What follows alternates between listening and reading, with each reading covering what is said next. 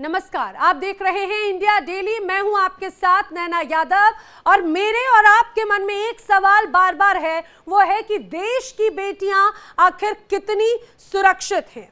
ये सवाल इसीलिए क्योंकि बेटियां ना तो घर में सुरक्षित हैं ना बाहर। ऐसा हम इसलिए कह रहे हैं क्योंकि बात चाहे कोलकाता की हो या फिर महाराष्ट्र के बदलापुर की, पूरे देश की आत्मा को इन घटनाओं ने झकझोर कर रख दिया है।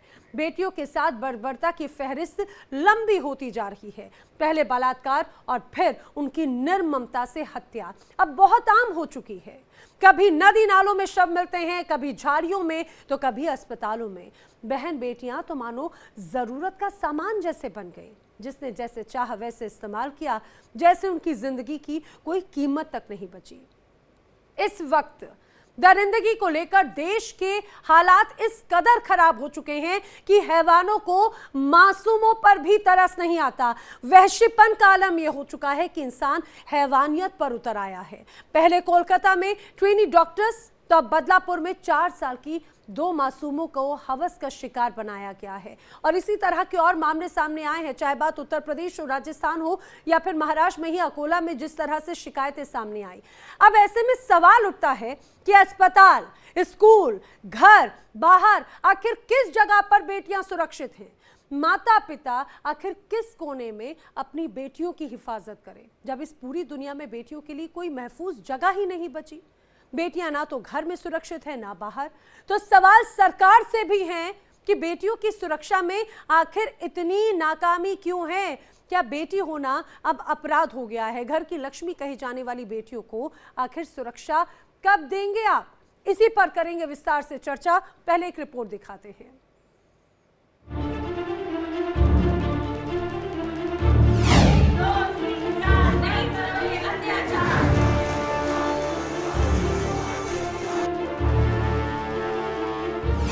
कोलकाता टू बदलापुर, बेटियों का क्या कसूर?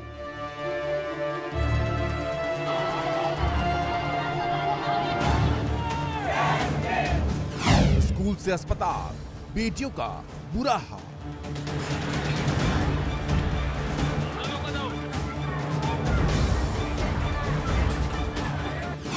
हत्या और बलात्कार, जगह जगह मचा बवाल।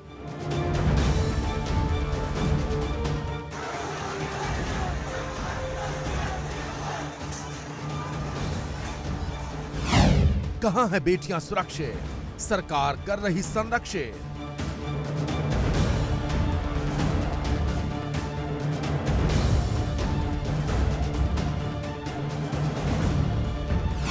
बेटियों को न्याय कब? बेटियां शिकार कब तक? की घटना हुई है वो बहुत ही गंभीर है। वहां पर जिस प्रकार से 2 बच्चियों के साथ वहां के एक सफाई कर्मी ने एक प्रकार से कुकर्म करने का प्रयास किया या कुकर्म किया है, ये बहुत ही गंभीर इस प्रकार की बात है और हम इसकी बहुत ज़्यादा निंदा करते हैं।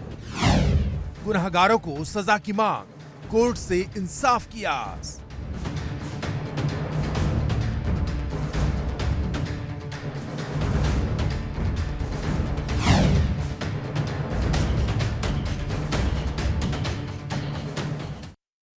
देश की बेटियां कितनी सुरक्षित, ये सवाल इसीलिए है क्योंकि सरकारें, चाहे केंद्र सरकार हो या फिर राज्य सरकारें, सुरक्षा के नाम पर, बहन बेटियों के नाम पर तमाम योजनाएं लेकर आते हैं। लेकिन अगर अब स्थिति की बात करें तो लोगों के मन में सवाल यही उठता है कि आखिर उन योजनाओं का क्या अगर वो सुरक्षित ही नहीं है। इसी को लेकर ग्राउंड रियलिटी जानना और लोगों के रिएक्शंस जानना बहुत जरूरी है। यही कोशिश इंडिया डेली की है। वो लोगों के बीच जाकर यही जानने की कोशिश कर रहे हैं कि देश की बेटियां कितनी सुरक्षित हैं। इस समय मेरे साथ में आप देख रहे हैं टीवी स्क्रीन पर मेरे 3 साथी आपको नजर आ रहे हैं देश के अलग अलग कोनों से। दिल्ली से रजनीश शर्मा हमारे साथ में हैं, महाराष्ट्र से अभिषेक शर्मा इस समय हमारे साथ में है, साथ ही जयपुर से जुड़ रहे हैं दीपक चावला। सबसे पहले मैं रजनीश आपका रुख करना चाहूंगी क्योंकि आप इस समय देश की राजधानी में मौजूद हैं। चाहे बात कोलकाता हो, चाहे बात महाराष्ट्र हो, चाहे बात राजस्थान हो या उत्तर प्रदेश, जो तमाम पॉलिसीज या जो तमाम बातें होती हैं महिलाओं को सुरक्षित रखने की, उसको लेकर बड़ी बड़ी बातें कही जाती हैं। और दिल्ली ही वो एक ऐसा शहर है जहां से निर्भया कांड हुआ, जिसने पूरी दुनिया को हैरान कर दिया, लोगों के मन में सवाल खड़े हुए। लेकिन क्या आज भी स्थिति बदली है? देखिए नैना, निर्भया जब कांड हुआ था तो उसके बाद ये सोचा जा रहा था कि कड़े कानून बनाए जाएंगे महिलाओं की, और खासतौर पे युवतियों की जो बाहर नौकरी करने जाती हैं या पढ़ने जाती हैं, उनके लिए तमाम ऐसे कानून बनाए जाएंगे जिसके चलते इस तरीके की घटनाएं दोबारा न घटे। लेकिन जो कलकत्ता में हुआ उसके बाद पूरे देश को झकझोर के रख दिया। मैं इस समय दिल्ली यूनिवर्सिटी की आर्ट फैकल्टी में इस समय मौजूद हूँ, नॉर्थ कैंपस में पढ़ता है। छात्राएं हमारे साथ मौजूद हैं क्योंकि महिलाओं से जुड़ा हुआ ये पूरा मामला है, उन्हीं से सीधे हम लोग बात करते हैं। गार्गी जी, कोलकाता वाला मामला तो आपको पता ही होगा, तो ऐसे में सबसे पहले आपकी क्या प्रतिक्रिया रहेगी इस पूरे मामले को लेकर? ये बहुत ही ज्यादा निंदनीय है। और कोलकाता मतलब एक ऐसे राज्य का हिस्सा है जहाँ पर दुर्गा माता की पूजा होती है, 9 दिन दुर्गा माता को पूजा जाता है। वहाँ पर एक महिला के साथ ऐसी चीजें होना, और ये कोलकाता से कोई पहला मामला नहीं आया है, वहाँ पर आए दिन कुछ ना कुछ हो रहा है। और इतनी निर्ममता से उन लोगों ने ये काम किया है, बल्कि डॉक्टर्स जो हमारी जान बचाते हैं उनके साथ भी ऐसी चीजें हो रही हैं। तो ये बहुत ही शर्मनाक चीज हुई है वहाँ पर, और ऐसा नहीं होना चाहिए। और ये सब करने के बाद पता नहीं वहाँ के लोग कैसे रह रहे हैं, और ममता दीदी खुद सड़कों पर आ जा रही हैं ये सब इसके बाद। देखिए कुछ और छात्राएं भी हैं, क्या सिक्योर महसूस करती हैं आप घर के बाहर निकलने को लेकर? आप पढ़ने आती हैं दिल्ली यूनिवर्सिटी, नॉर्थ कैंपस आते हैं, क्या आपको लगता है कि आप सुरक्षित वातावरण में बाहर जा रही हैं, बिल्कुल सिक्योर हैं? कोई दिमाग में कोई डर रहता है? निर्भया कांड हुआ, अब कोलकाता वाला कांड हो गया। मैं कहना चाहूंगी कि मैं सुरक्षित खुद को महसूस कर ही नहीं सकती जब एक के बाद एक ऐसी घटनाएं हमारे सामने आ रही हैं। ये पहला केस नहीं है, हाथरस का केस हम देख चुके हैं, उन्नाव का केस हम देख चुके हैं, बहुत पहले की अगर मैं बात करूं निर्भया का केस, अजमेर का केस, सारे केसेस हम देख चुके हैं। और यदि स्पेसिफिकली मैं बंगाल की ही बात करूं तो संदेश खाली से हम सभी परिचित हैं कि संदेश खाली में कितना मास रेप्स तक के केसेस, जो पार्टी ऑफिस है वहाँ की, जो टीएमसी पार्टी, उसके ऑफिस में मास रेप्स तक के केस देखने को मिले थे।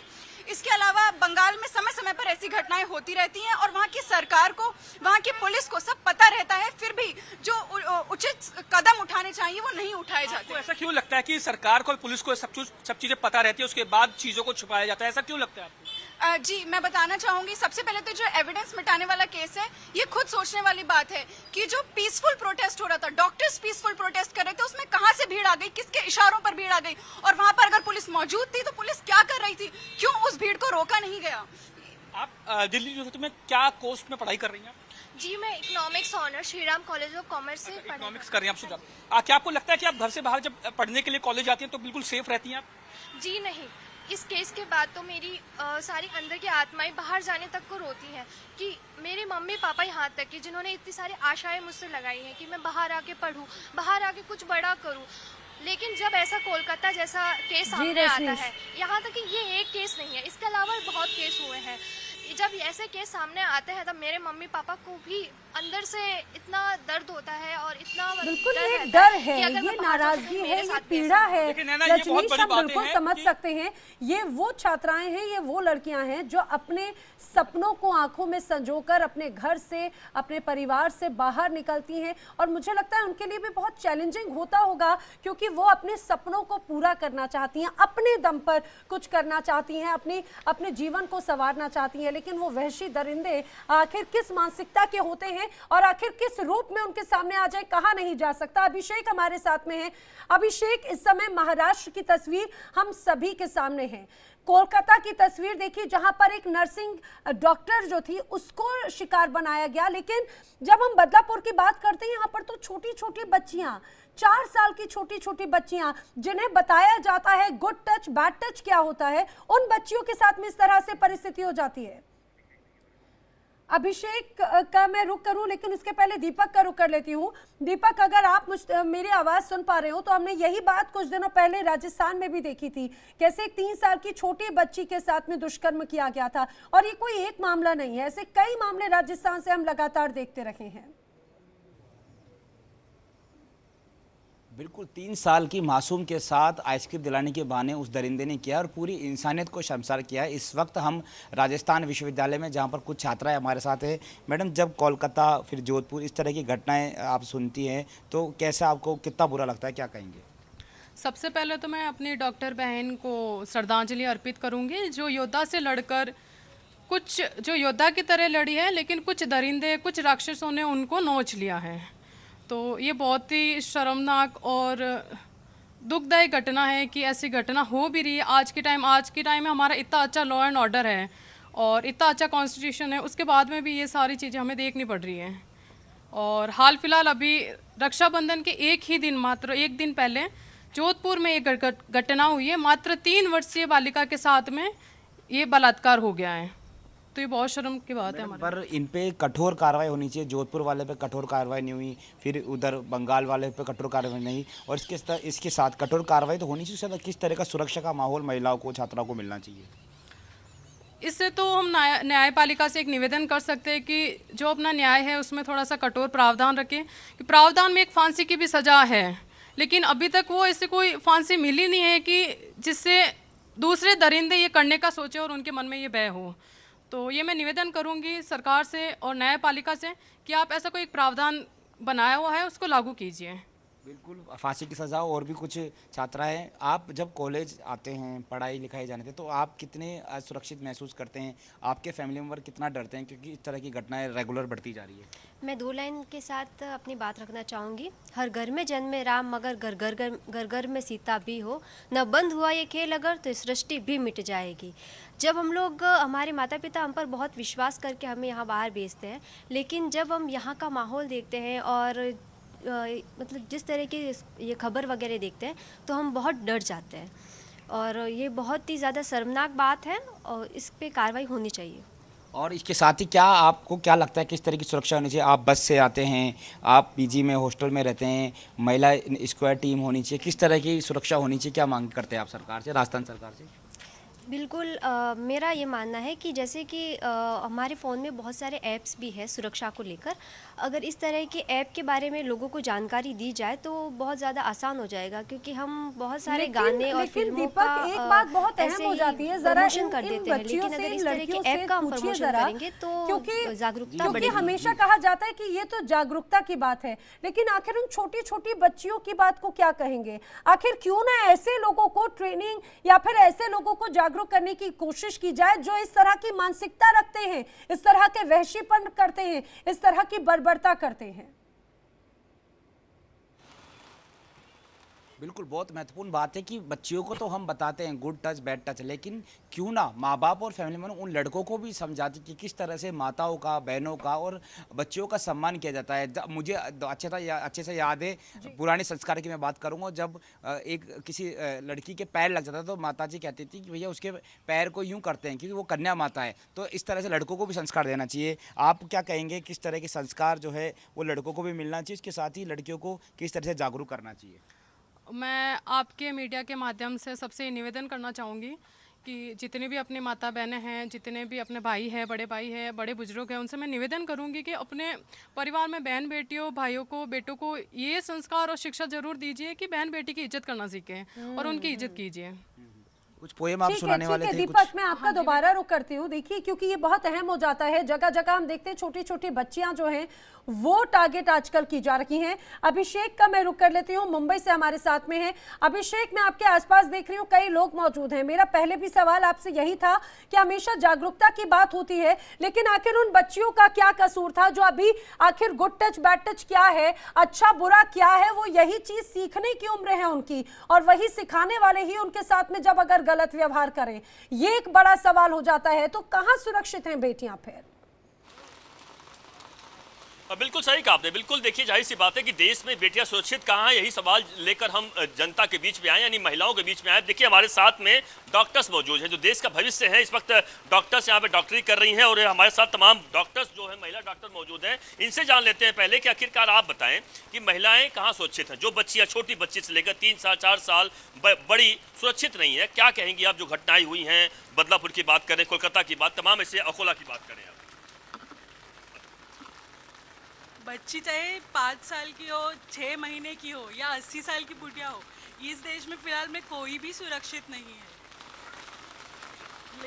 जी क्या क्या कहेंगे आप? और हम ये कहना चाहेंगे कि जल्द से जल्द जो लोग वहाँ पे कोलकाता में जिन्होंने ये केस किया है उन पे कुछ ना कुछ एक्शन लिया जाना चाहिए, वरना ये बाकी लड़कों के लिए प्रोत्साहन है कि ये करने के बाद हम पे कोई भी हमें या कुछ सज़ा या कुछ भी नहीं होती।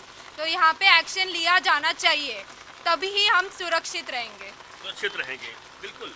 मेरा ये कहना है कि इतना कोलकाता के केस के बाद इतना जो प्रोटेस्ट किया डिफरेंट स्टेट्स ने, उसका कुछ इम्पैक्ट नहीं हुआ है अभी तक, क्योंकि कल ही बदलापुर का एक केस हुआ।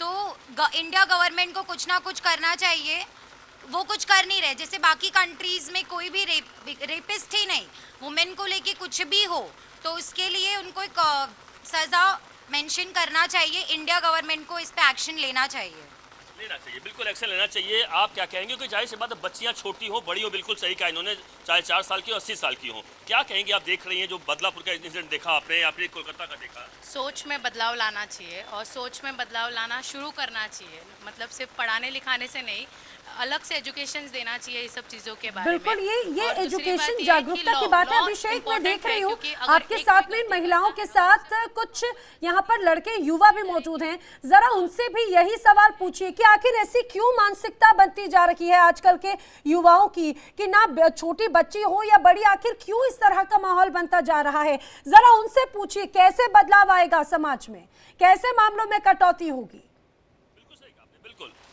बिल्कुल सही कहा आपने। यहाँ पे जो बिल्कुल जाए तो पुरुष भी मौजूद हैं। क्या कहेंगे आप लोग? आखिरकार पुरुषों के मन में क्यों ऐसी विकृति आ जाती है, क्यों करते हैं? आप एज ए पुरुष के नाते क्या सोचते हैं और क्या होना चाहिए बदलाव? सर, सबसे पहले तो हम लोग हर बार एक इंतज़ार करते हैं कि ऐसी कोई घटना हो ताकि हम उसके खिलाफ प्रोटेस्ट करें। अभी कलकत्ता की घटना हुई, उसके बाद देश जागरूक हुआ, लेकिन उसके पहले भी कई घटनाएं थी जो दबी थी। तो कानून व्यवस्था को आगे आना पड़ेगा, सबसे पहली बात। और दूसरी बात यह है कि हमारे घर के जो संस्कार होते हैं वही हमारे चरित्र में दिखते हैं। तो कहीं ना कहीं जो लोग ये ऐसे दुष्कर्म कर रहे हैं उनके घर के संस्कार ही कुछ ना कुछ उसी प्रकार के हुए होंगे। तो सबसे पहले माँ बाप को भी अपने बच्चों को, हर एक व्यक्ति को समझाना पड़ेगा कि भाई बाहर जो घूम रही है वो भी आपकी बहन है, बाहर जो घूम रही है वो भी आपकी माँ है। अगर जब तक वो हम अपने ऊपर लेकर के नहीं सोचेंगे तब तक हमारे देश में और सोच में बिल्कुल बदलाव नहीं आएगा। बहुत बड़ी बात कर रहे हैं, बहुत बड़े संस्कार की बात कर रहे हैं। आप क्या सोचते हैं कि पुरुषों, जाहिर सी बात है कि आप भी डॉक्टरी कर रहे हैं, क्या लगता है कि छोटी बच्ची हो बड़ी हो तमाम उनके ऊपर क्यों पुरुषों की ऐसी गंदी नजरें होती हैं? आपके हिसाब से क्या बदलाव होगा? सर, यहाँ पर 2 बेसिक चीज़ आती है सर। पहली बात तो मतलब जैसे मेरे को इंटर्न ने कहा कि हर एक चीज़ जब तक पर्सनल नहीं होती, कि किसी भी बहन भाई के साथ अगर अत्याचार हो रहा है, अगर मैं समझूं कि मेरी बहन के साथ हो रहा है, तभी देश में इम्पैक्ट आएगा सर। और दूसरी बात, जब भी हम बचपन में देखते हैं, आप भी देख सकते हैं सर, कि बचपन में अगर हम बात कर रहे भाई तू चोरी मत कर, पकड़ा जाएगा, पुलिस मारेगी, भाई तू मर्डर मत कर, पकड़ा जाएगा, पुलिस मारेगी, रेप करेगा तो क्या होगा किसी को भी पता नहीं, बचपन से ये चीज़ें किसी को भी पता नहीं। तो ये बदलाव एजुकेशन सिस्टम हो या घर से हो, ये बेसिक लेवल से आना चाहिए, तब जाके बड़ापन में ये जो वृद्धि है, ये जो प्रवृत्ति है वो निर्माण नहीं होगी और आगे जाके अच्छा युग आएगा। बहुत बड़ी बात करें, बहुत बड़ी बात करें कि संस्कार, बिल्कुल बार बार माँ बाप की जो शुरुआत होती है संस्कार की जरूरत है। आपको क्या लगता है कि पुरुषों में क्या बदलाव होने की जरूरत है? पुरुषों के पहले मैं कहना चाहूँगा कि जो हमारी सरकार है उनमें कुछ नियम लाने चाहिए। जैसा कि भी देखा जाए, परसों ही एक केस फाइनल हुआ, तो ये रेप केस था, गैंग रेप 1992 का, मतलब 1992 का, और ये केस 32 साल बाद जाके क्लियर हुआ। मतलब जो अपराधी थे उसमें 8 लोग थे, उन्हें 32 साल बाद जाके सजा मिली उम्र कैद की। तो 32 साल कहीं ना कहीं वो लोग आज़ाद थे या बेल पर घूम रहे थे। तो ऐसे कई लोग हैं जिनके विचार है कि हम रेप करेंगे, कुछ साल फ्री रहेंगे या शायद हम छूट जाएंगे, और इसके भरोसे लोग उड़ते रहते। तो इसलिए सरकार को पहले नियम लाना चाहिए कि जो भी रेप किया है 6 महीना, 1 साल या जितना भी रहेगा, इतने टाइम में केस सॉल्व होना चाहिए। तो कैसा हर कोई जो रेप करने वाले हैं उनमें एक डर आएगा, डर के कारण रेप रुक सकता है। बड़ी बात है कि अगर कोई इस तरह की घटना है, तमाम योजनाएं सुरक्षा के नाम पर चलाई जाती हैं। यही बात मैं रजनीश आपके पास में रुक करना चाह रही हूँ। जरा इन महिलाओं से, आपके आसपास जो छात्राएं मौजूद हैं, उनसे पूछिए कि बड़ी बड़ी योजनाएं हैं, कहा जाता है लाडली लक्ष्मी योजना, लाडली बहना योजना, किसी योजना के नाम पर कभी कोई 1500 रुपए महिलाओं के प्रति दिए जाते हैं, कभी कोई राशि जो है वो आवंटित की जाती है। लेकिन सुरक्षा को लेकर अगर बात की जाए तो इन तमाम बातों पर अभी भी ऐसा लगता है कि हम बहुत ज्यादा पीछे हैं। सुरक्षा के नाम पर अभी भी महिलाओं की स्थिति जस की तस है। देखिए नैना, बिल्कुल तमाम छात्राएं हमारे साथ मौजूद हैं, उनसे भी हम लोग बात करने की कोशिश करते हैं। ये बताइए, तमाम योजनाएं चलाती है सरकार, लाडली योजना, लाडली बहन योजना, मुआवजा भी दिया जाता है, 2100 रुपये भी दिए जाते हैं, 21,000 भी दिए जाते हैं, तो कहीं कमी कहाँ रह जाती है? क्या इतना करना काफ़ी है या कुछ और करने की ज़रूरत है? इतना करना काफ़ी कभी नहीं हो सकता। ये स्कीम्स जो हैं इनका और जो ऐसे क्रिमिनल्स हैं, ऐसे इनके प्रति जो लॉज हैं, उनका कोई रिलेशन नहीं है। आप मुझे पढ़ाई के प्रति, खाने के लिए आप कितनी भी स्कीम्स ऐसे प्रोवाइड कराओ, कितना कंपनसेशन प्रोवाइड कराओ, at the end of the day अगर मेरी बॉडी, मेरा अपना सेल्फ ही सेफ नहीं है, मैं इतना सेफ फील नहीं करती कि शाम को मैं सड़क पे निकल पाऊँ, तो उन सब स्कीम्स का फ़ायदा नहीं है। क्या करूँगी मैं पढ़ के अगर मैं जिंदा ही नहीं रह पाऊँगी आगे कुछ करने के लिए लाइफ में? आपका क्या कहना है, क्या कारण है इस तरीके के वाक़ये जब होते हैं, उसके पीछे का कारण क्या रहता है? क्यों ऐसे चीज़ें होती हैं? क्या पोर्नोग्राफी एक कारण है या जो संस्कार हैं वो कहीं ना कहीं मैटर करते हैं इन सब चीज़ों को लेकर? जी, आपने बहुत ठीक कहा। इसके बहुत सारे कारण हैं। जो संस्कार और संस्कृति की बात करें तो इसका एक मुख्य कारण ये भी है कि हम जिस तरीके से अपनी संस्कृति को भूल रहे हैं, जिस संस्कृति में नारी को पूजने की बात कही गई, नारी को शक्ति का रूप बताया गया, किंतु हम पाश्चात्य संस्कृति को अपना रहे हैं और उसी संस्कृति के अंधानुकरण इस तरह की घटनाएं आती हैं। और कहीं ना कहीं मैं मानती हूँ कि प्रशासन और कानून व्यवस्था का भी इसमें बहुत बड़ा रोल है। बहुत अहम हो जाता है रजनीश, क्योंकि हमारी सुरक्षा का जिम्मा जो है वो कानून, प्रशासन पर, सरकारों पर रहता है। लेकिन जब अगर इस तरह की घटनाएं आए तो लोगों के मन में गुस्सा और कई सवाल मन में जरूर आते हैं। बने रहिए हमारे साथ में। अपने दर्शकों को कुछ आंकड़े बताना बहुत जरूरी है कि आखिर हिंदुस्तान में जो महिलाओं के साथ में बलात्कार है, महिलाओं के साथ अपराध है, उनके आंकड़े क्या है। 2021, ये कहा जाए 2017 से 2021 का ये आंकड़ा आप देखिए क्या बदलाव आया है। अगर मैं हाल ही में 2 साल पहले की बात करूं, 2021 की बात करूं, तो इस दौरान 31,878 बलात्कार के मामले सामने आए। 2020 में 28,153 मामले दर्ज किए गए। 2019 में 32,260 मामले दर्ज किए गए, तो 2018 में 33,977 आंकड़े थे। 2017 में भी तस्वीर बहुत ज्यादा नहीं बदली थी, 33,658 ये आंकड़े थे। ये दरअसल एनसीआरबी की रिपोर्ट के अनुसार ये आंकड़े हैं और ये वो आंकड़े हैं जो दर्ज किए गए। कई ऐसे मामले हैं जो सामने नहीं आते या फिर जिन पर एफआईआर तक दर्ज नहीं होती। आखिर ये मामले बढ़ते क्यों हैं, वजह जानना जरूरी है। बताया जाता है, रिसर्च में भी ऐसी बातें सामने आई, इसमें पोर्नोग्राफी सबसे बड़ा चिंता का विषय है। वो भी तब जब भारत में पोर्नोग्राफी बैन है। लेकिन इस तरह का कंटेंट, आपको याद होगा कलकत्ता में भी जो अपराधी था उसके मोबाइल से इस तरह के अश्लील वीडियोस पाए गए थे और सबसे ज्यादा नाबालिगों से रेप के मामले सामने आए हैं। यानी कि ऐसे जो 18 से कम उम्र, 16 से कम उम्र की बच्चियों के साथ में रेप किया गया। बच्चों की आसान ऑनलाइन पहुंच, ये भी अपने आप में एक बहुत अहम भूमिका आजकल बनती जा रही है, ऐसा रिपोर्ट में कहा जाता है। सबसे महत्वपूर्ण बात, कई ऐसे संदिग्ध हैं जिनकी इंटरनेट तक से पहुंच है, वो लगातार इस तरह से लड़कियों पर नजर रखते हैं, उनसे कई बार संपर्क में आते हैं और फिर अपने उन्हें जाल में फंसाते हैं। फेक अकाउंट का शिकार भी कई बच्चियां हो जाती हैं, कई लड़कियां हो जाती हैं और उसके परिणाम हम सभी के सामने हैं। बताया ये भी गया है कि ऑनलाइन, जैसे आप और हम सभी जानते हैं, कोविड का वक्त था, महामारी का वक्त था, इस दौरान ऑनलाइन सिस्टम बहुत ज़्यादा प्रचलन में आया था और इसी दौरान उस ऑनलाइन का कल्चर बढ़ा। बच्चों को लेकर करीबियों से सतर्कता तक नहीं है, लोगों को लगता है ये हमारे अपने हैं, इनके साथ तो हमारी बच्ची महफूज है। लेकिन यहीं पर ही सबसे ज़्यादा जो बच्चों के साथ में इस तरह के अगर मामले सामने आते हैं तो कहा जाता है उसमें उनके अपनों की भूमिका बहुत ज़्यादा होती है, चाहे बात वो रिश्तेदारों की हो, चाहे बात उनके आसपास जानने वाले लोगों की। और चारों तरफ यही स्थिति है। देश का कोई भी कोना आप उठा लीजिए, वहां पर स्थिति बहुत ज्यादा बदली नहीं है। कुछ वक्त पहले मुरादाबाद में हमने देखा था किस तरह से एक नर्स के साथ में, डॉक्टर के साथ में, एक बच्ची के साथ में, राजस्थान हो, महाराष्ट्र हो, गुजरात हो या देश का कोई भी अलग अलग कोना, आखिर वहां पर भी गाहे बगाहे इस तरह के कई मामले सामने आ जाते हैं जहां पर महिला के साथ छेड़छाड़ या फिर उसके साथ दुष्कर्म के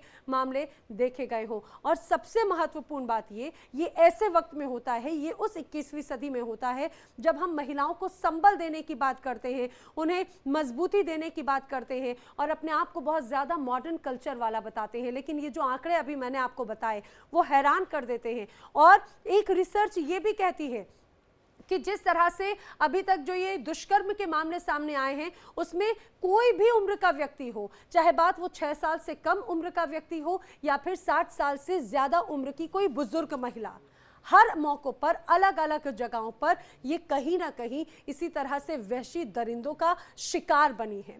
और हर बार बात यही की जाती है प्रशासन एक्टिव है, कार्रवाई की जा रही है, लेकिन रजनीश हमने ऐसे कई मामले देखे हैं जिसमें आरोपियों को सजा तो बहुत दूर की बात होती है, खासतौर से जो पीड़ित होते हैं वो न्याय की आस लगाए उनकी आंखें पथरा जाती हैं, लेकिन न्याय मिलता है बहुत लंबे वक्त के बाद में। इस तरह के ये भी लोगों के मन में अब ये कहा जाता है कि डर जो है वो खत्म होता जा रहा है, इतने पेंडिंग केसेस हैं। देखिए नैना, बिल्कुल जिस तरीके से इस तरीके के मामले सामने आते हैं उसमें न्याय मिलने में इतना वक्त लग जाता है कि जो पीड़िता है वो कहीं ना कहीं बहुत पीछे छूट जाती है उसकी इंसाफ की आस। सीधे जो है युवतियों से हम लोग बात करते हैं। आप ये बताइए, कई इस तरीके के जब मामले सामने आते हैं तो केस इतना लंबा खिंच जाता है कि जो पीड़िता है वो न्याय की आस ले बैठी रहती है सालों साल, लेकिन हो कुछ नहीं पाता। कभी सबूतों के अभाव में, कभी डरा धमका कर, कभी न्याय प्रणाली की लंबी जो है प्रक्रिया के चलते। आपने बिल्कुल सही बोला। इवन ये जो आदमियों को ये जो पावर मिलता है कि लड़कियों का रेप करने का, कहीं ना कहीं इसका मूल कारण ये भी है कि उनको न्याय मिलने में देरी होती है। किसी ने सही बोला है, justice delayed is justice denied. आप जितना देर करोगे न्याय देने में उसका मतलब एक ही है कि उस जो निर्भया उसको न्याय नहीं मिलता है। तो कहीं ना कहीं ये पावर देता है इस समाज के आदमियों को कि हम कुछ भी कर ले, कुछ भी हो, हम बच के निकल जाएंगे, हम कुछ साल जेल में रहेंगे और हम फिर निकल जाएंगे, क्योंकि अपना मकसद तो। क्या आपको लगता है कि अभी तो युवतियों के साथ तक आया है, 4-4 साल की बच्चियों के साथ भी ऐसा, क्या उसके पीछे यही कारण है कि न्याय देर से मिलता है इसलिए उनके जो हौसले बढ़ जाते हैं? बिल्कुल यही कारण है। इसकी वजह से उनके हौसले तो बढ़ते ही हैं, उसके अलावा उनको बहुत सारे तो केसेस ऐसे होते हैं जिसके अंदर न्याय में इतनी देरी हो जाती है कि शायद वो न्याय कभी मिल ही नहीं पाता और है। हमने हाल ही में देखा इस तरह के कई ऐसे उदाहरण भी रहे हैं जिसमें एक सबसे बड़ा मुद्दा रहा अजमेर कांड, जो हम सभी के सामने था 32 सालों के बाद में भी जो एक तस्वीर नजर आई। बहरहाल आप सभी मेरे साथ में लगातार बने रहिए, क्योंकि ये पूरे देश का ground reality check India daily कर रहा है और सवाल पूछ रहा है, देश की बेटियां कितना सुरक्षित। एक छोटे से ब्रेक के लिए रुकेंगे।